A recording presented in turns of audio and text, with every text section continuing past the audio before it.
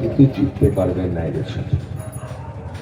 আপনাকে প্রস্তুতি নিতে হবে। আমি জানি না, আমি বুঝি না, আমি জানি না, আমি বুঝি না, এই ধারণা ভুলে যেতে হবে।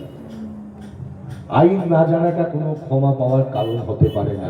ভারতের নাগরিক, আপনাকে আইন জানতে হবে, কঠিন হলেও জানতে হবে, বুঝতে হবে। তার জন্য বারবার বারবার আলোচনা করতে হবে, কথা বলতে হবে, যুক্তি দিয়ে কথা বলতে হবে, বুঝতে হবে, জানতে হবে কেন কি হয়। দেখেছেন তো 27 লক্ষ মানুষের নাম বাদ দিয়ে ভোট হতে পারে, এটা কোনোদিন ভাবতে পেরেছিলেন?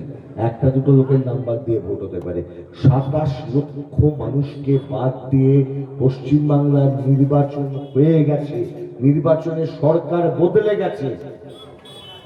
কারা ভোট দেবে সেটাও এখন যারা সরকার চালাচ্ছে তারাই সিদ্ধান্ত নিয়ে নিচ্ছে। এরা ভোট দেবে, এরা ভোট দেবে না। আর আপনার বলার জায়গাটাও থাকছে। এসআইআর নিয়ে তৃণমূল কোনো কথা বলছে? বলছে কোন তৃণমূলের লোক?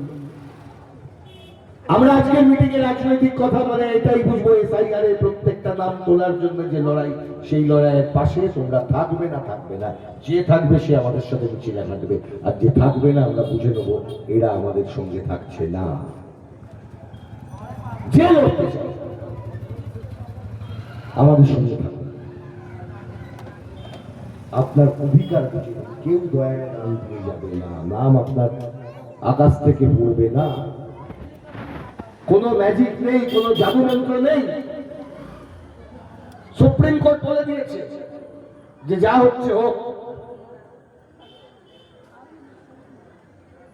সুপ্রিম কোর্ট বলে দিয়েছে যদি কারোর কোনো বাধা হয়, কোনো কিছু হয়, তাহলে তিনি যাবেন সুপ্রিম কোর্টে, হাইকোর্টে আবেদন করবেন। আরে মানুষ খেতে পায় না, হাইকোর্ট সুপ্রিম কোর্টে আবেদন করতে যাবে?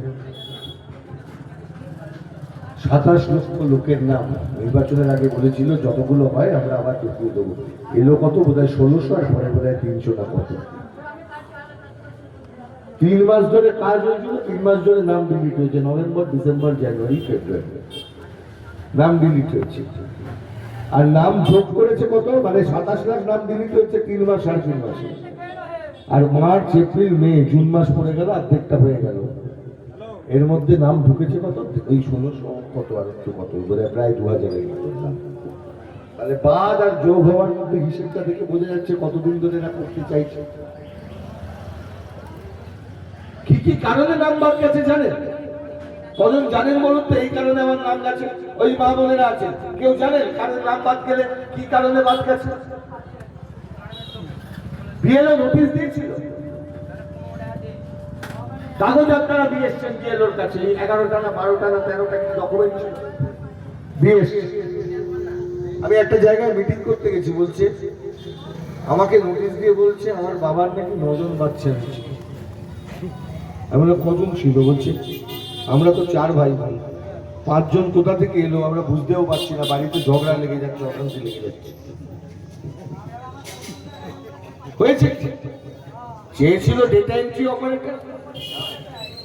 মমতা ব্যানার্জি তখন ভাবছেন আমি ভোট অপারেট করবো, ডেটা এন্ট্রি দিয়ে হবে না।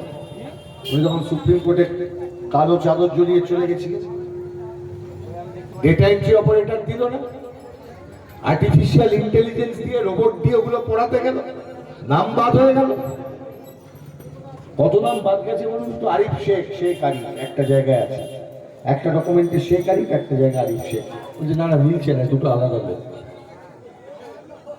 মোহাম্মদ ইরফান একটা ডকুমেন্টে লিখেছেন এমডি ফুল স্টপ ইরফান, একটা ডকুমেন্টে মোহাম্মদ পুরোটা লিখে ইরফান, বাদ হয়ে গেল। বাবার নামও তাই হয়েছে, মেলাতে পারেননি বাবার নাম। দেখবেন প্রথম অংশটা ছিল বাবার নাম, আর দ্বিতীয় অংশটা ছিল হচ্ছে আত্মীয়ের নাম। দ্বিতীয় অংশটা হচ্ছে এসআইআর এর অংশ, যেখানে আত্মীয়ের নাম লিখতে হচ্ছে। কেউ পানতে অনেকে তখন কি আত্মীয়ের নামের জায়গায় নানার নাম লিখেছে। এরকম লিখেছেন তো অনেকে, মামার বাড়ির দিক থেকে মিলিয়েছে। এবার আপনি নানার সাথে আপনার কি ডকুমেন্ট পাবেন? পাবেন না। আপনার ভোটার কার্ড, আধার কার্ড, পাসপোর্ট, ভিসা যাই থাক না কেন, সেখানে আপনি নিশ্চয়ই নানার নাম নিশ্চয়ই অভিভাবক হিসেবে আপনি লেখেননি। আগেকার দিনে যখন অ্যাডপশন হতো, আগেকার দিনে যখন কোনো উত্তরাধিকার সূত্রে যখন কেউ কোনো বাচ্চা অ্যাডপ্ট করে নিতেন